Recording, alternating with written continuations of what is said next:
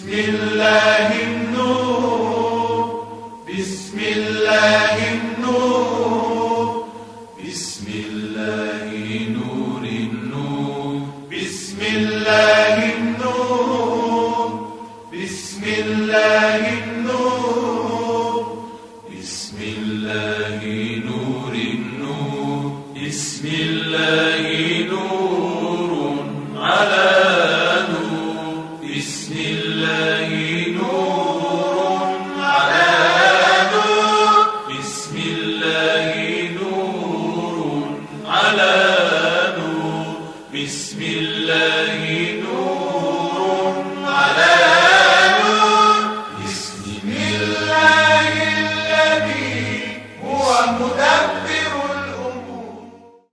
اعوذ باللہ من الشیطان الرجیم. بسم اللہ الرحمن الرحیم. الحمد للہ والصلاة والسلام علی اہلہا. الحمد للہ الذی جعلنا من المتمسکین بالقرآن الکریم وبولایت امیر المومنین وائمۃ المعصومین علیہم السلام. تمام تر تعریفیں خدائے وحدہ لا شریک کے لیے. درود اور سلام محمد اور اہل بیت محمد علیہ الصلوۃ والسلام کی ذوات مقدسہ پر. حمد ہے اس خدا کی کہ جس نے ہمیں اور آپ کو قرآن کریم، ولایت امیر المومنین اور دیگر ائمہ علیہم السلام کی ولایت سے متمسک کیا. امام علی علیہ الصلوۃ والسلام مظلوم تاریخ ہیں. اس عنوان سے آج کی یہ مختصر سی نشست آپ کی سیرت کے چیدہ چیدہ نکات بیان کری. امیر المومنین علیہ الصلوۃ والسلام کی ذات والا صفات میں کہیں سے بھی کوئی ضعف نہیں پایا جاتا. تاریخ میں بہت کم شخصیات ایسی ملیں گی کہ جس کے اندر کوئی صفت بدرجہ کمال پوشیدہ ہو. اور یہ تو بہت ناممکنات میں ہے کہ کوئی ایسی شخصیت ہمیں نظر آئے کہ جس کے اندر ایک سے زیادہ صفات اپنے کمال پر موجود ہوں. اور یہ تو اس سے بھی زیادہ ناممکنات میں ہوتا ہے کہ کسی ایک شخصیت میں دو متضاد صفات جمع ہو جائیں فقط. یعنی ایک ہی وقت میں ایک شخص نرم مزاج، نرم دل بھی ہو، اور اسی وقت دوسری طرف شجاعت بھی ہو کہ جہاں پر تلوار چلانا ہے اس اعتبار سے شجاعت، جہاں پر قتال کرنا ہے. مولا علی علیہ الصلوۃ والسلام کی ذات ایسی ذات ہے کہ جس کے اندر نہ صرف یہ کہ دو متضاد صفات جمع ہو جاتی ہیں بلکہ کئی متضاد صفات آپس میں جو ضد رکھتی ہیں. آپ کی ذات میں نہ صرف یہ کہ جمع ہو جاتی ہیں بلکہ ہر صفت اپنے کمال پر نظر آتی ہے. اس عنوان سے آپ کی زندگی پر بات کرنا بہت ہی زیادہ دشوار ہے. چنانچہ آپ کی سیرت میں، آپ کی ذات میں پائی جانے والی کوئی بھی صفت میں، کسی بھی صفت میں کسی قسم کا ذوف نہیں پایا جاتا. مگر پھر بھی اس کے باوجود آپ تاریخ کے مظلوم ترین انسان، آپ کی زندگی کے ہر پہلو میں مظلومیت نمایاں. نوجوانی کے دوران مظلوم ہیں، جوانی میں پیغمبر کی وفات صلی اللہ علیہ وآلہ وسلم کی وفات کے بعد مظلوم ہیں، بڑھاپے میں مظلوم ہیں، شہادت کے بعد بھی برسہ برس تک ممبروں سے آپ کو برا بلا کہا جاتا رہا، جھوٹی تہمتیں لگائی گئیں. آپ کی شہادت بھی مظلومانہ ہے. تمام آثار اسلامی دو ذوات مقدسات ایسی ہیں کہ جن کو صار اللہ سے تعبیر کیا گیا. عربی میں اس وقت لفظ صار استعمال ہوتا ہے جب کسی خاندان کا کوئی فرد ظلم و ستم کی وجہ سے قتل کر دیا جائے. خاندان کا کوئی فرد اگر ظلم اور ستم کی وجہ سے قتل کر دیا جائے تو اس کو عربی میں اس وقت صار کا استعمال کیا جاتا ہے، یعنی خاندان، ایسا خاندان کہ جو خون خواہی کا حق رکھتا۔ صار اللہ اس معنی میں اگر سیدھا سیدھا ترجمہ کیا جائے تو اللہ کا خون، اللہ کا خون یعنی کہ کیا؟ پروردگار تو جسم و جسمانیت نہیں رکھتا، صار اللہ یعنی ایسا خون کہ جس کا بدلہ خدا اپنے اوپر عقلاً واجب قرار دے رہا ہے، ایسا خون کہ جس کا بدلہ خود خدا لا یزال لم یزل اپنی قدرت کاملہ سے لے گا۔ تاریخ میں دو ہستیاں جو کہ مولا حسین علیہ السلام کی ہستی ہے یا ان کے بابا علی مرتضیٰ علیہ السلام کی ہستی ہے کہ جسے پروردگار عالم اس انداز سے صار کا لقب عنایت کر رہا ہے۔ زیارت میں ہم یہی پڑھتے ہیں نا، السلام علیک یا صار اللہ وابن صارہ، سلام ہوا آپ پر اے صار اللہ، اے اللہ کا خون، اور وابن صارہ، اور آپ کے بابا بھی وہی کہ جن کا قتل کا بدلہ، جن کا خون کا بدلہ خدا کے اوپر لازم ہے۔ امیر المومنین علیہ السلام تاریخ میں ہمیشہ مظلوم انسان ہے۔ وہ صرف اس تکلیف کی وجہ سے مظلوم نہیں ہے جس سے اس کے امام اور اس کے خاندانی گھرانے پریشان ہو گئے، یعنی کہ آپ کی فقط ظاہری حکومت کا چھن جانا فقط اس معاملے میں مظلوم نہیں ہے، آپ اس معاملے میں مظلوم نہیں ہے کہ آپ کے خانوادے پر ظلم کیا گیا، آپ فقط اس معاملے میں مظلوم نہیں ہے کہ آپ کو تکلیفیں دی گئیں، وہ مظلوم ہیں کیونکہ یہ تاریخ سازی ہے، یہ تاریخ کو صحیح طور پر سمجھا ہی نہیں گیا ہے۔ یہ علی کی سب سے بڑی مظلومیت ہے کہ آج عوام الناس کے ذہن میں یہی بات واضح نہیں ہے کہ وہ کس انداز سے مظلوم ہے، اور آج بھی ہمیں بتانا پڑ رہا ہے کہ وہ اس انداز سے مظلوم ہے۔ بتائیے اس سے زیادہ مظلومیت اور کیا ہو؟ صدیوں کے بعد بھی ہم علی علیہ السلام کو فقط میدان جنگ میں بہادر انسان کی حیثیت سے جانتے ہیں۔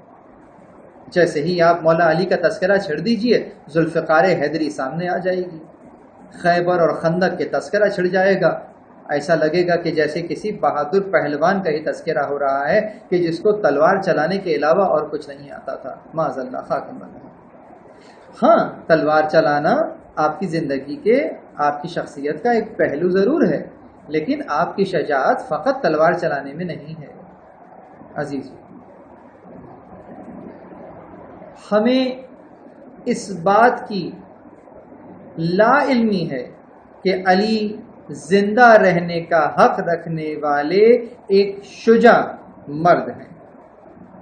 وہ نہ صرف خیبر اور خندق بلکہ تاریخ کے آزاد لوگوں کے فاتح ہیں، جس کی نمائندگی کرنے میں ہم ناکام رہے۔ آپ کی زندگی اسلام کے لیے وقف تھی، یا یوں کہیے کہ آپ کی زندگی ہی اسلام کی۔ علامہ امینی علیہ الرحمہ نے نقل کیا ہے کہ تقریباً 16 منابع اہل سنت کم از کم اور 50 منابع اہل تشیع اور 41 شعراء نے دوسری صدی ہجری کے بعد خانہ کعبہ میں امام علی علیہ السلام کی ولادت کی طرف اشارہ فرمایا ہے۔ حضرت صلی اللہ علیہ وآلہ وسلم پر ایمان لانے کا تذکرہ کے حوالے سے اگر بات کی جائے تو سب سے پہلی شخصیت کہ جو آپ پر ایمان لائی وہ مولا علی علیہ السلام کی ہی شخصیت تھی۔ دعوت ذوالعشیر، جہاں مولا علی علیہ السلام کو لوگوں کے درمیان یہ کہہ کے تعارف کرایا گیا کہ علی تمہارے درمیان میرا بھائی وسیع جانشین ہے، اور اس کی بات کو سنو اور اس کی اطاعت کرو۔ رسول اللہ نے جب اپنی نبوت کا اعلان فرمایا تو سب سے پہلے آپ پر ایمان لانے والے مولا علی علیہ السلام تھے۔ یہاں ایک نقطہ عرض کرنا چاہوں گا، بہت سارے جوانوں کے ذہن میں کہیں یہ سوال نہ اٹھ پائے کہ سب سے پہلے ایمان لانے والے سے کیا مراد ہے، اس سے پہلے آپ کس ایمان پر تھے؟ دیکھیے، ایمان لانا دو انداز سے کہا جاتا ہے۔ ایک تو یہ ہے کہ کوئی شخص عالم کفر میں ہو اور پھر وہ دائرہ اسلام میں داخل ہو جائے تو یہ ایمان لانا کہلاتا ہے۔ ایمان لانا دوسرے انداز سے یوں بھی کہلاتا ہے کہ جہاں ایک کوئی شخص کسی ایک نبی کی امامت میں ہو اور پھر دوسرے نبی کی نبوت میں، یا ایک نبی کی نبوت میں ہو، اس کی شریعت میں ہو، اور پھر کسی دوسرے نبی کی شریعت کو اخذ کر لے، تو ایک شریعت کو چھوڑ کر دوسری شریعت کی طرف سبقت کرنا یہ بھی ایمان لانا ہی کہلائے گا۔ تو گویا مولا علی علیہ الصلوۃ والسلام اور آپ کا خانوادہ، یعنی کہ بی بی خدیجہ سلام اللہ علیہ، حضرت ابو طالب علیہ الصلوۃ والسلام، رسول اللہ کے اجداد جو اس وقت موجود تھے اعلان نبوت کے وقت، وہ تمام کے تمام دین ابراہیمی پر موجود تھے، اور حضرت ابراہیم کی شریعت سے اب رسول اللہ کی شریعت کے اتباع کے لیے انہوں نے اپنے آپ کو پیش کیا۔ تو یہ ایمان لانے کے اعتبار سے بات کی جائے گی۔ تو چنانچہ آپ نے مولا علی علیہ الصلوۃ والسلام کو اپنا بھائی، اپنا جانشین اور اپنا وزیر کہہ کر متعارف کرایا۔ شب ہجرت آپ ان کے بستر پر سو گئے، ان کی جان بچائی اور ان کے دشمنوں کو پراگندہ کر دیا۔ اسی طرح حضور نے جہاں مخفیانہ طریقے سے مدینہ سے ہجرت فرمائی تھی، تو مدینہ میں جب مسلمانوں کے درمیان عقد اخوت قائم ہوا تو رسول اللہ نے مولا علی ہی تھے کہ جن کو اپنا بھائی قرار دیا۔ شیعہ اور سنی مفسرین کے مطابق قرآن مجید کی تقریباً 300 آیات کریمہ ہیں، دیگر منابع میں اس سے بھی زیادہ کا بیان موجود ہے کہ جو کہ فقط اور فقط آپ کی شان میں نازل ہوئی ہیں۔ جنگوں کا تذکرہ کریں تو صرف جنگ تبوک ہے کہ جس میں آپ شامل نہیں ہیں، اس لیے کہ آپ نے رسول اللہ نے آپ کو اپنا جانشین قرار دیا تھا مدینہ میں، اور جنگ تبوک میں آپ کو ساتھ نہیں لے کے گئے، لیکن وہ ایک مشہور جملہ یا علی انت منی بمنزلۃ ہارون من موسیٰ الا انہ لا نبی بعدی، یہ اسی وقت ارشاد فرمایا۔ گویا منیت کی سند دے کر غزوہ تبوک میں آپ چلے گئے اور رسول اللہ کے یہ بھائی اور خلیفہ اور جانشین لوگوں کی جانشین کی حیثیت سے لوگوں کے درمیان رہے۔ خندق میں عمر بن عبدود کا قتل کر کے جنگ کا خاتمہ کر دیا۔ جنگ خیبر میں قلعے کا دروازہ اکھاڑ دیا، قلعے کو فتح کر لیا۔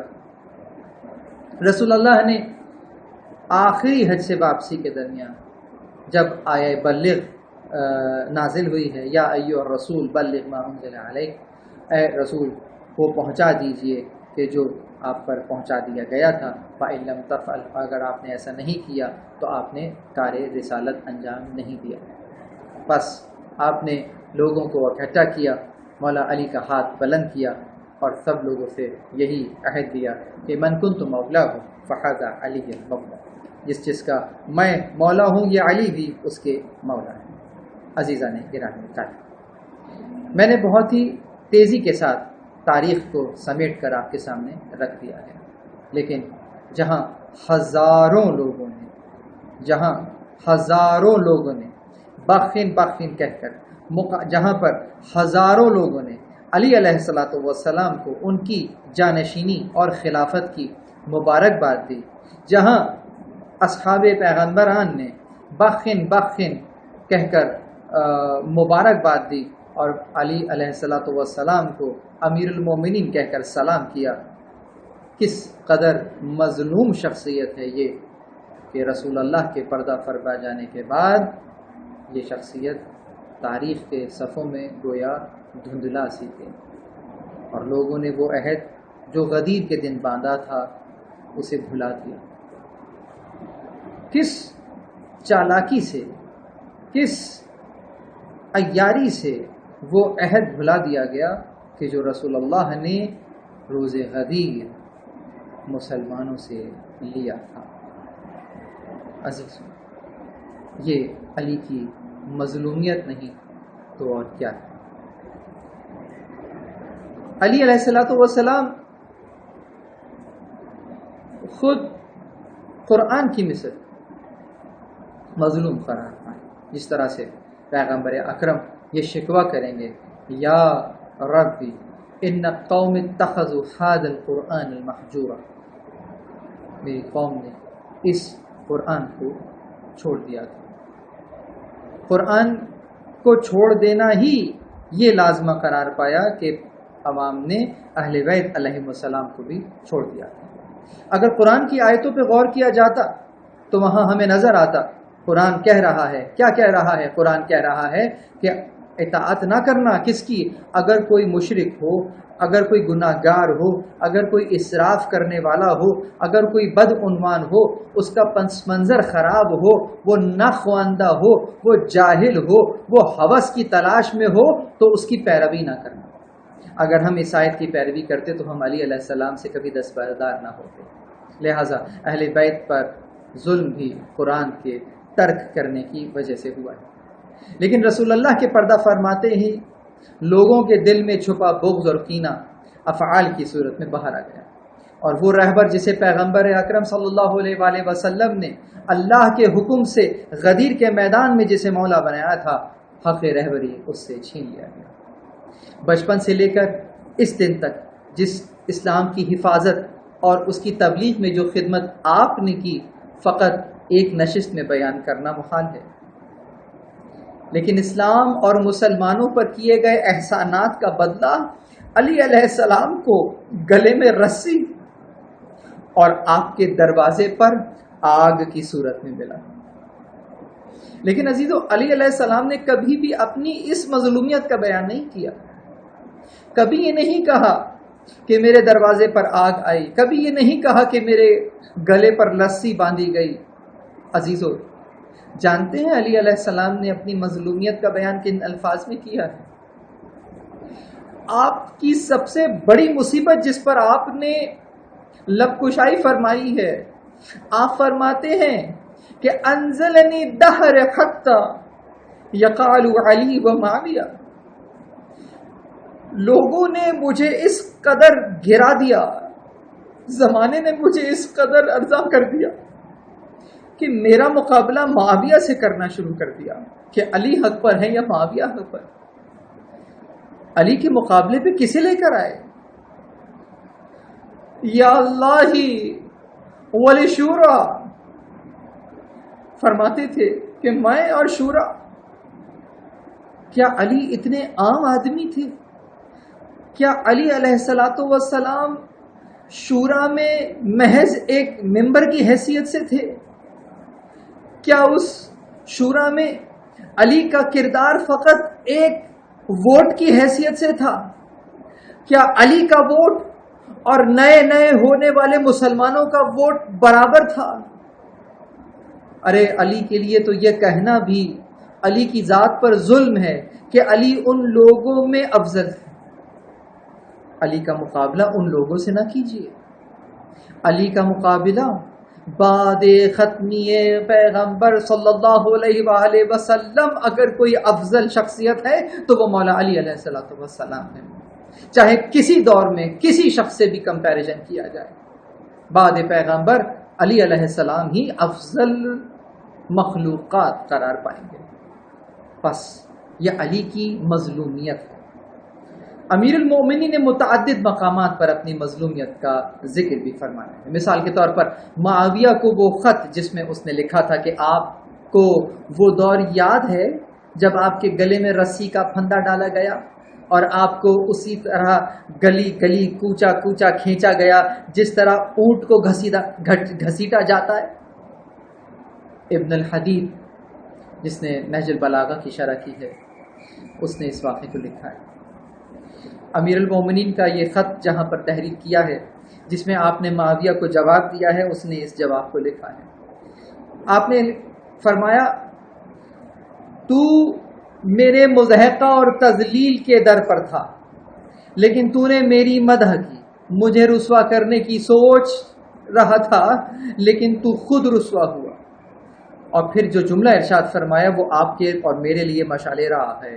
فرمایا، مسلمان جب تک وہ اپنے دین میں شک نہیں کرتا، اگر مظلوم واقع ہوا تو کوئی عیب نہیں ہے۔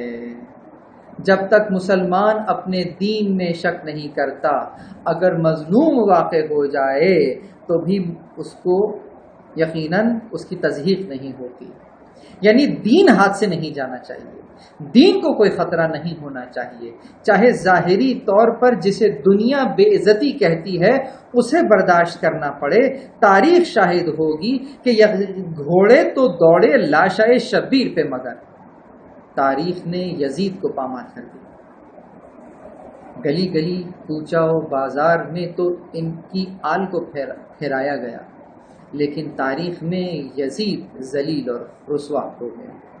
ان کی عزت میں بلندی، ان کی عزت میں اور تکریم میں اضافہ ہی اضافہ ہوتا چلا گیا۔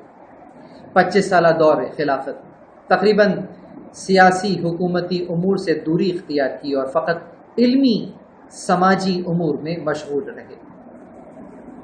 مختلف امور میں خلفاء کو مشورہ دینا، جیسے قضاوت، انفاق، فقراء، تقریباً 1000 غلاموں کو خریدنا، انہیں آزاد کرنا، زراعت اور شجرکاری، کنویں کھودنا، مساجد تعمیر کرنا، اس کے علاوہ املاک بنانا غریبوں کے لیے کہ جو کہ جن کو رہنے کے لیے چھت نہیں ہے ان کے لیے بنا، جن کی سالانہ آمدنی ایسی املاک بنائی کہ جن کی سالانہ آمدنی ہی تقریباً 40,000 دینار سے زیادہ بتائی گئی۔ اسی طرح سے خلفاء کی آپ سے قضاوت، جیسے مختلف حکومتی امور کے بارے میں مشورہ آپ سے مانگا گیا اور آپ نے انہیں مشورہ دیا۔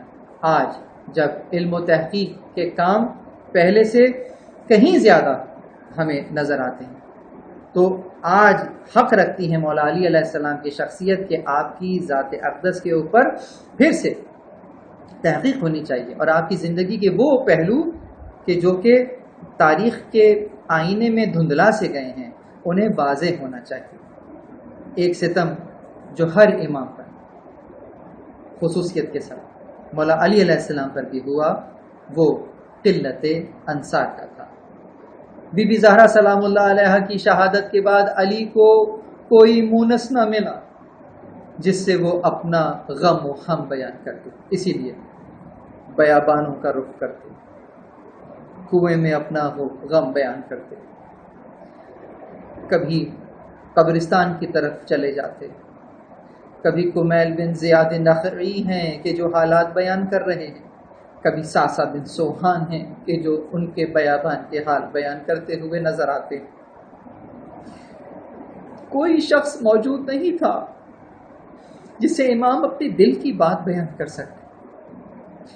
نیمہ شعبان کی وہ شب یاد ہوگی کہ جب کمیل بن زیاد نخعی کو وہ دعائے خضر کا تعلیم دینا کہ جو دعائے کمیل کے نام سے یہی کہا تھا، کمیل اس سینے میں علوم پوشیدہ ہیں، کوئی نہیں ہے جو اس کو بڑھ کر لے۔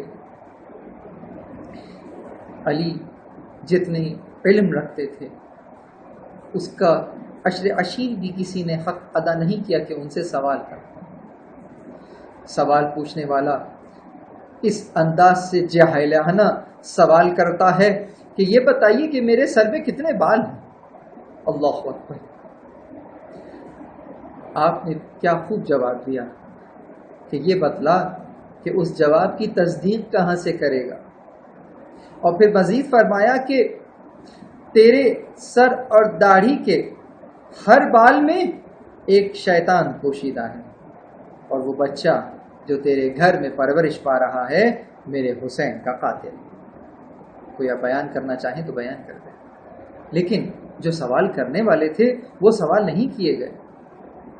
علی علیہ الصلوۃ والسلام ہمیں میدان جنگ میں مجاہدین بننے، یتیموں کی پناہ لینے کا طریقہ، حکومتی تدبیر، یہاں تک کہ بچوں کے ساتھ کھیلنے کا سلیقہ بھی ہمیں سکھاتے ہیں۔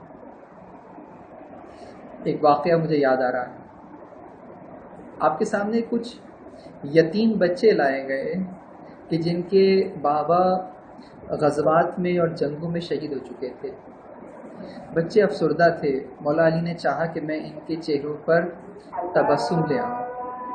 آپ نے چاہا کہ میں ان کے چہروں پر تبسم لے آؤں، آپ نے غالباً کوئی ایسا کلمہ کہا لیکن بچوں کے چہروں پہ تبسم نہ آیا۔ اللہ اکبر! آپ نے اپنے دونوں ہاتھوں کو زمین پر ٹیک دیا، بچوں کے آگے بچوں کی طرف آپ نے بکری کی آواز نکالی، بچوں کے چہرے پہ تبسم کے آثار نمایاں ہو گئے۔ ابن عباس نے کہا مولا آپ خلیفۃ المسلمین ہیں، آپ امام المتقین ہیں، یہ فعل آپ کو زیب نہیں دے رہا۔ آپ نے کہا عبداللہ ان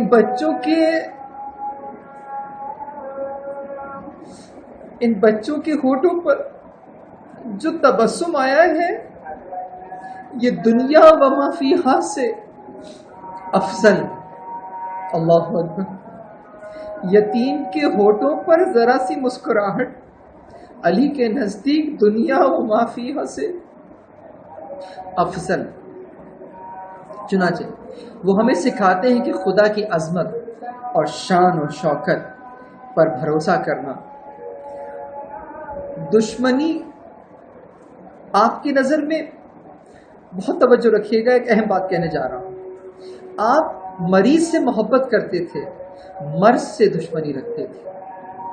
چنانچہ جب آپ دیکھتے تھے تو لوگوں کی جہالت کو دیکھتے تھے، لوگوں کی جہل سے نفرت کرتے تھے، لیکن چاہتے تھے کہ یہ ہدایت پا جائیں۔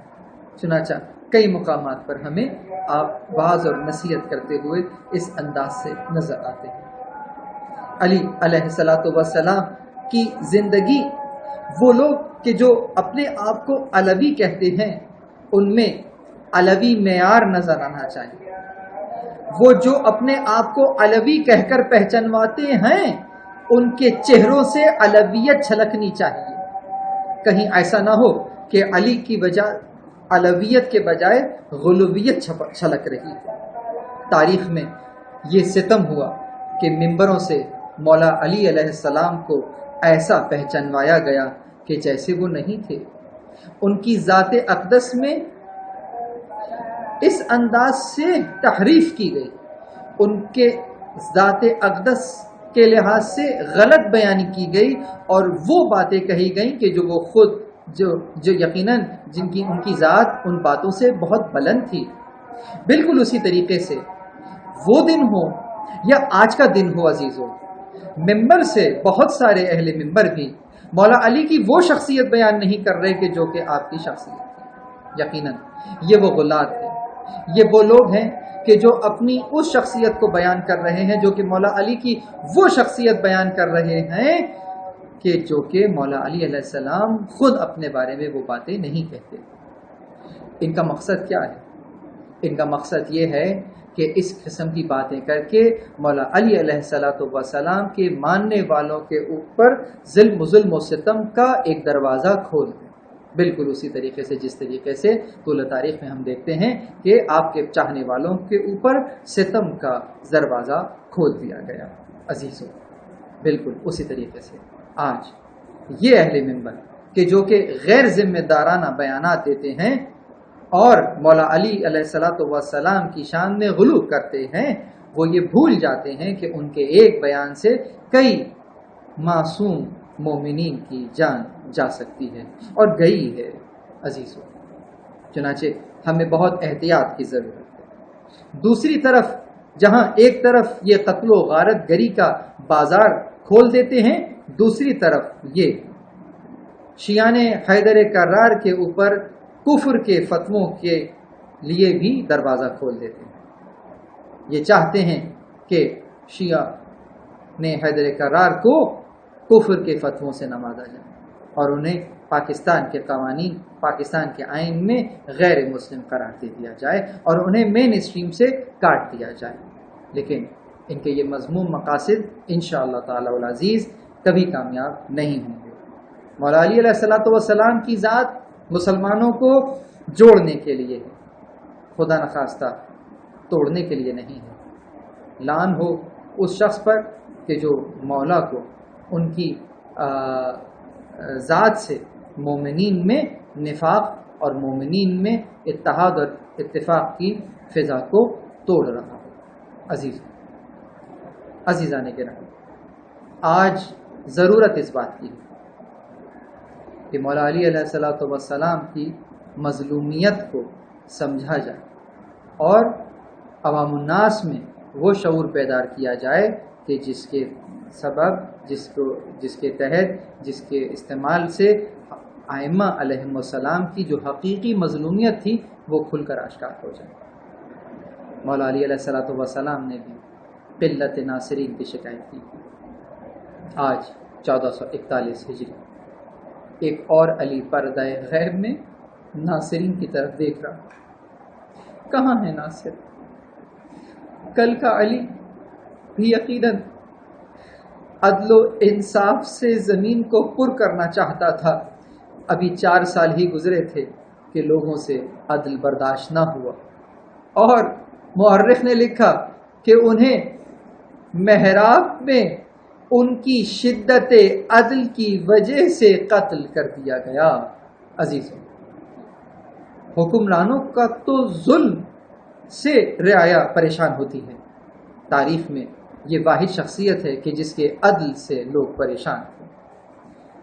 یہاں ایک سوال قائم کرنا چاہوں، اور وہ یہ کہ کیا مولا علی کا عدل رسول اللہ کے عدل سے زیادہ تھا؟ ہرگز نہیں۔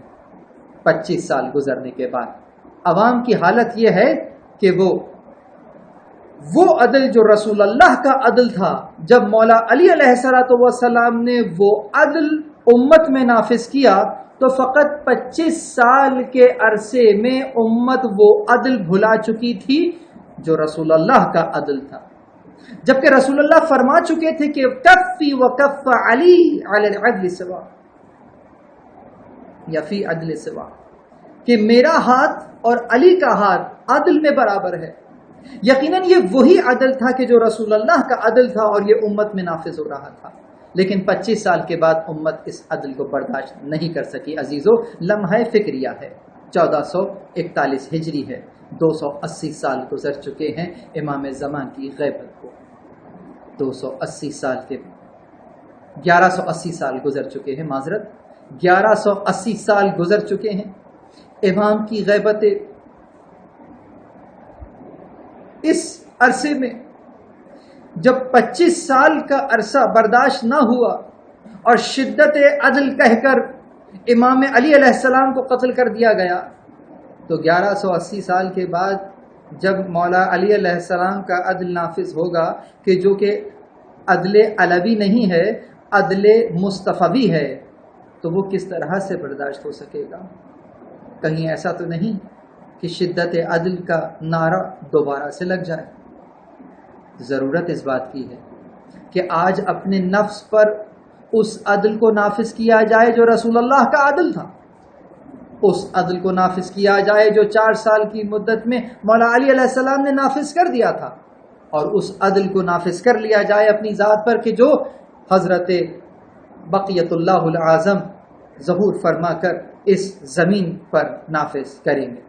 تو آج اپنی ذات پر یہ عدل میں اپنے ہاتھ سے نافذ کروں گا، تاکہ کل میں بقیت اللہ العظم حضرت حجت زمان علیہ السلام سے کہہ سکوں کہ یا امام زمان، میں اپنے اوپر عدل نافذ کر چکا ہوں، چاہتا ہوں کہ آپ کے ہمراہ زمین پر بھی عدل نافذ کر دوں۔ پروردگار عالم سے دعا ہے کہ ہمیں مولا علی علیہ السلام کی تعلیمات کو سننے اور سمجھنے کی توفیق عنایت فرمائے، ان کی مظلومیت کو سمجھنے کی توفیق عنایت فرمائے، اور امام زمانہ کی نصرت کے ذریعے سے امام علی علیہ السلام کی مظلومیت، کہ جو ان کی مظلومیت تھی کہ ان کے ناصر اویلیبل نہیں تھے، ان کو ناصر میسر نہیں تھے، ان کی مظلومیت کو سمجھنے کا عملی حق یہ ادا ہو کہ اس وقت حجت زمان کی نصرت کی جائے اور ان کے ظہور کے لیے زمینہ سازی کی جائے۔